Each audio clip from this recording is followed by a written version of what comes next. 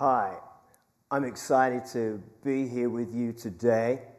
Please keep in mind, my friend, that Real Talk is really about your spiritual walk with God and how you connect with God in a spiritual way. Real Talk is also about your mental health. I'm so excited that you are here with me, or perhaps I should say with us today. I have a very, very special guest.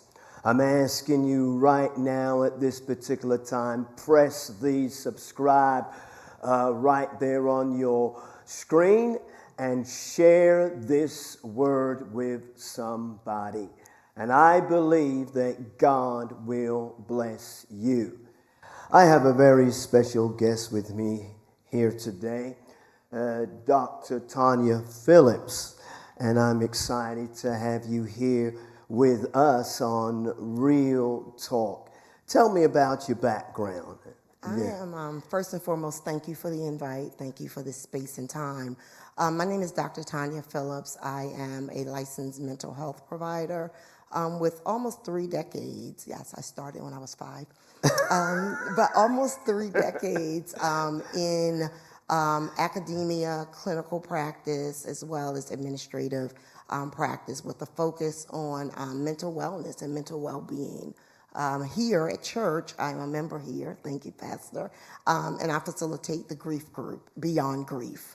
Wow, that sounds exciting. And when do you meet with the grief group? We are in person. After COVID, we are now officially in person the 4th Saturday of every month right here at the church. We meet from 10 a.m. to 11 a.m. with our next meeting this upcoming Saturday, the 28th. Well, that sounds exciting. So you all meet in a group? It's a group kind of process? Absolutely. It is a process group where we're support for one another, as well as psychoeducation around what grief is and what grief is not. Wow. So when we think about grief, how do you define grief in a broader context outside of, some people just define grief as relating to death. Do you see it broader than that? Absolutely. And if you do, can you explain that? It is absolutely broader than death, and I'm grateful that you acknowledge that, because grief is a natural response, number one, to a loss. And that loss is anything. Okay. My job, my divorce, my change of mobility, life transitions, and again, it can occur even if I chose it. All right, I chose to retire because I've been on this job for 42 years. However, my lifestyle has changed as a result of my retirement. My purpose has changed as a result of my retirement. So there is an emotional response that is a natural response to the loss. Wow. So that sounds so you're seeing grief in a broader context than so those who attend or those who would like to attend, what you're basically saying is that if there's any kind of loss in one's life, that perhaps they should really seriously consider becoming a part of the group ministry or the grief ministry. Absolutely, Pastor. As the mission here indicates, we are a lighthouse, healing the lost, healing souls. Loss is just not those that do not know Christ.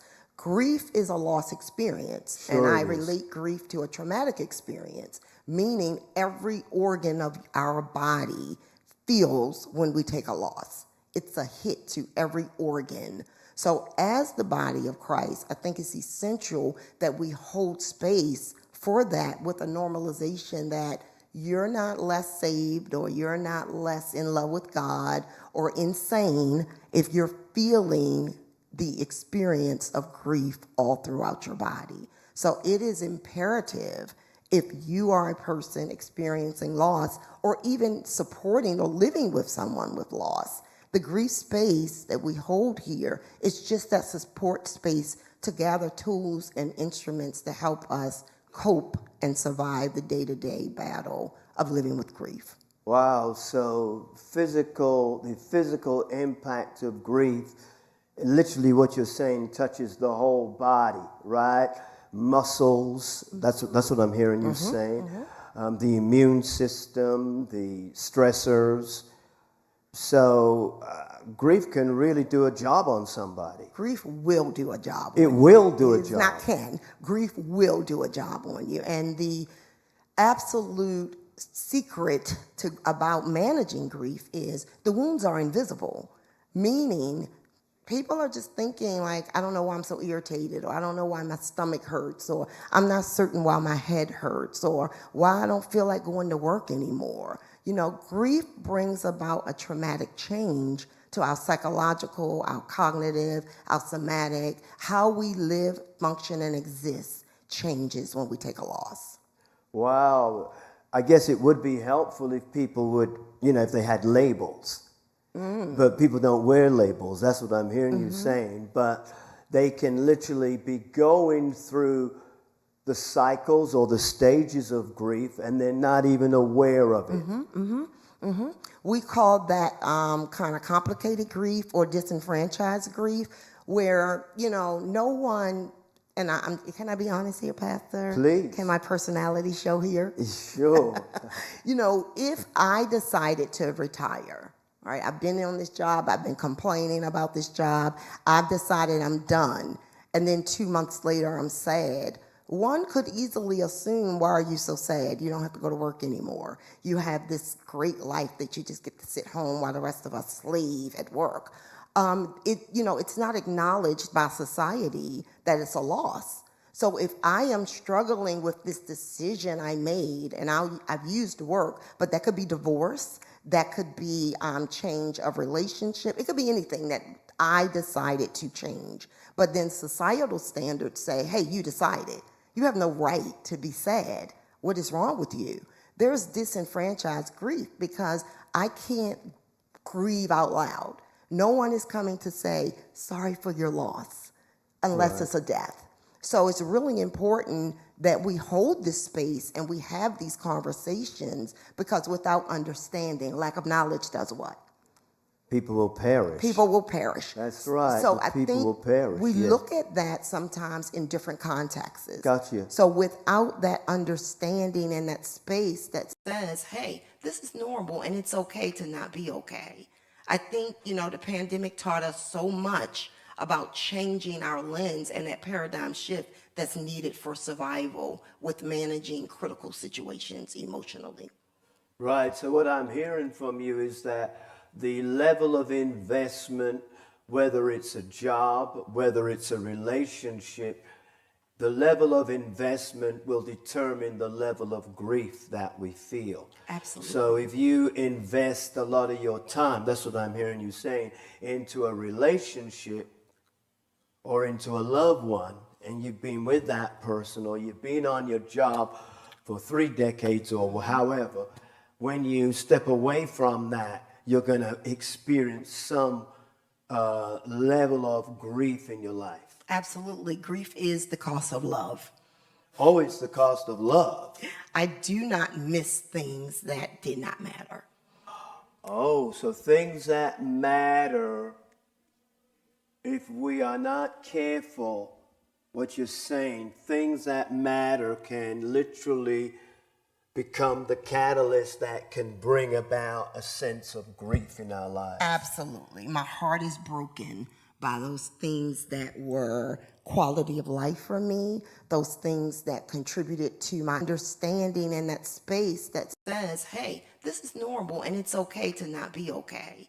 I think, the pandemic taught us so much about changing our lens and that paradigm shift that's needed for survival with managing critical situations emotionally.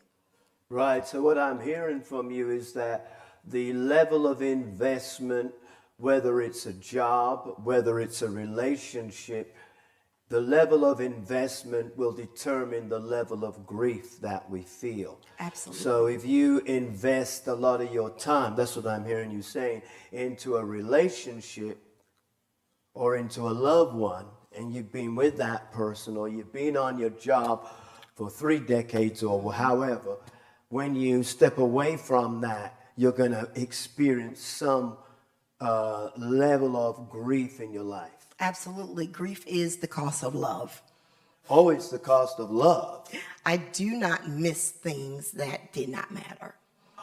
Oh, so things that matter, if we are not careful, what you're saying, things that matter can literally become the catalyst that can bring about a sense of grief in our lives. Absolutely. My heart is broken by those things that were quality of life for me, those things that contributed to my identity, those things that contributed to my well-being and my existence. When they're gone, I am no longer the same person. Wow. Because these things had such a significant contribution to my well-being and who I am.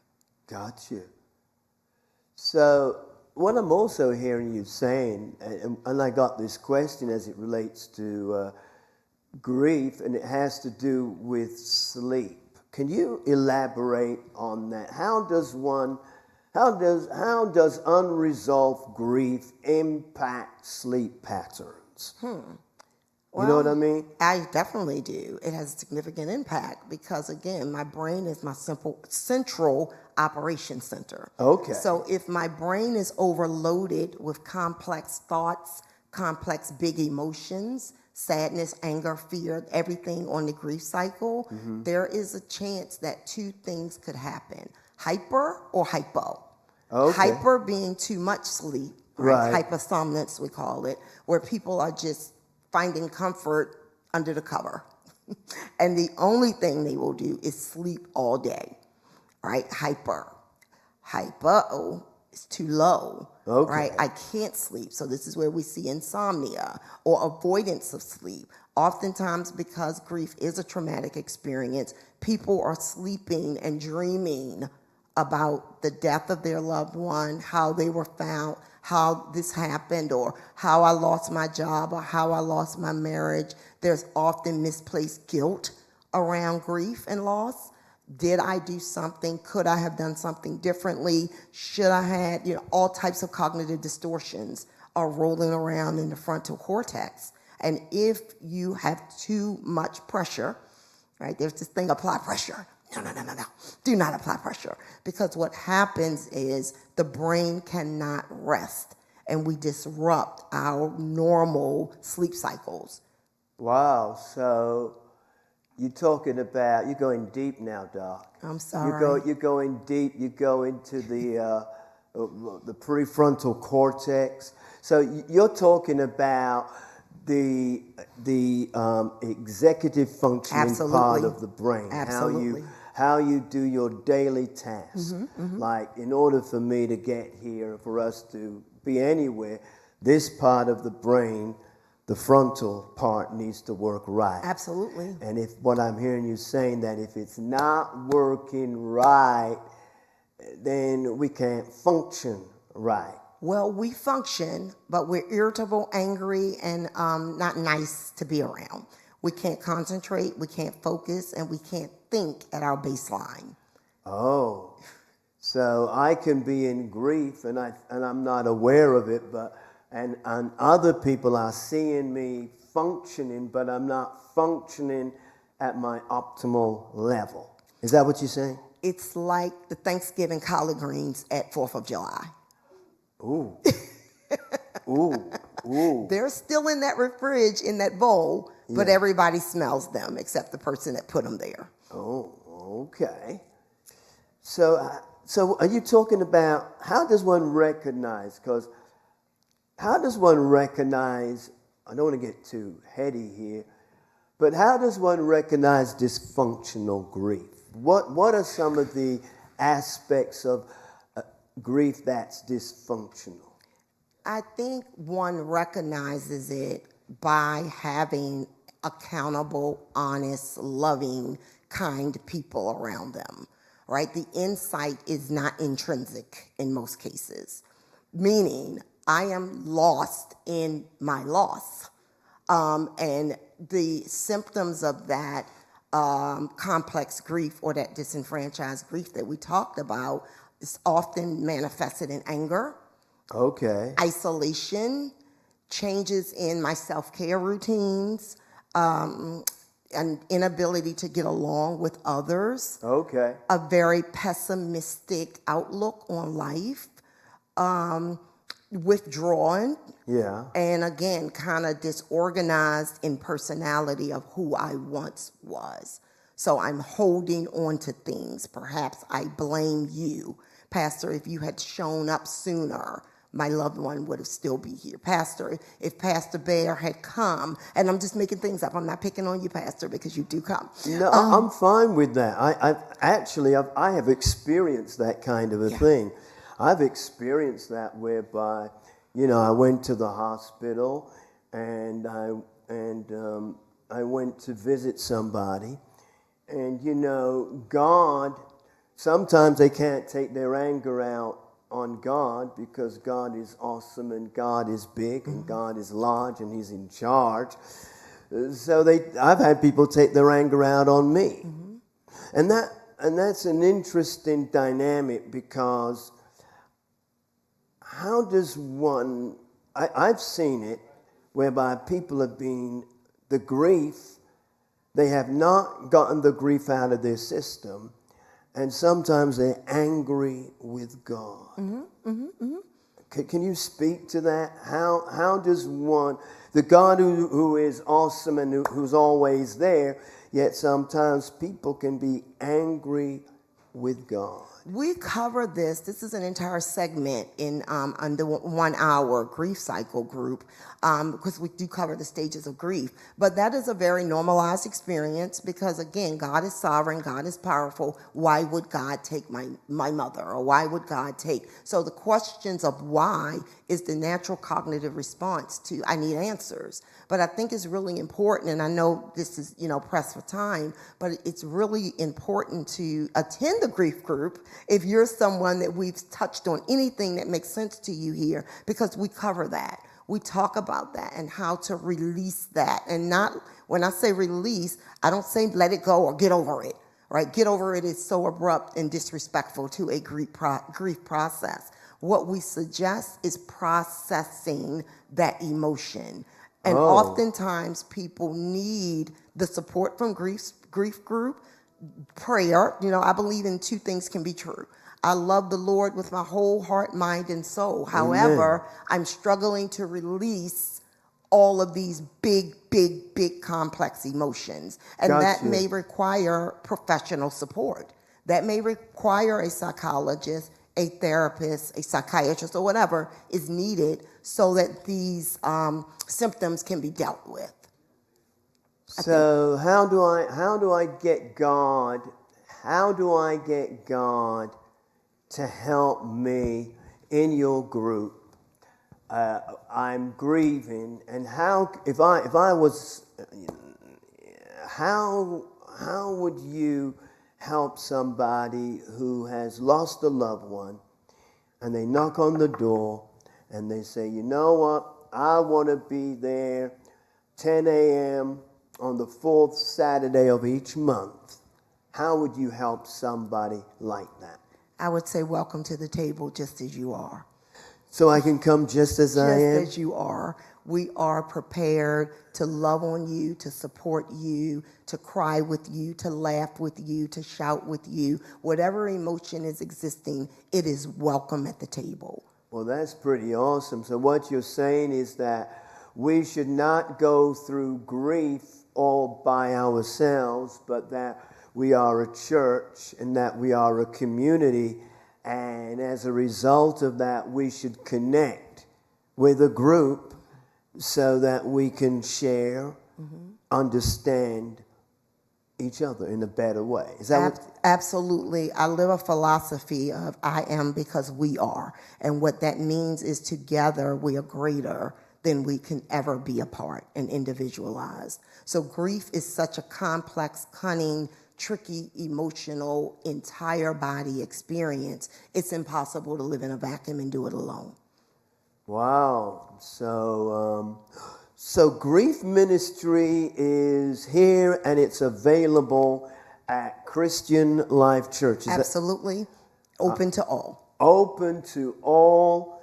And we are so excited to have you heading that up. I believe that God is going to bless this ministry.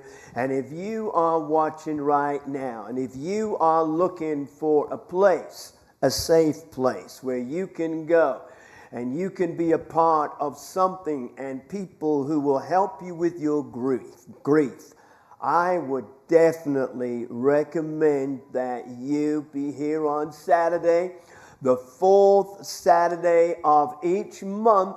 And I believe that God will bless you.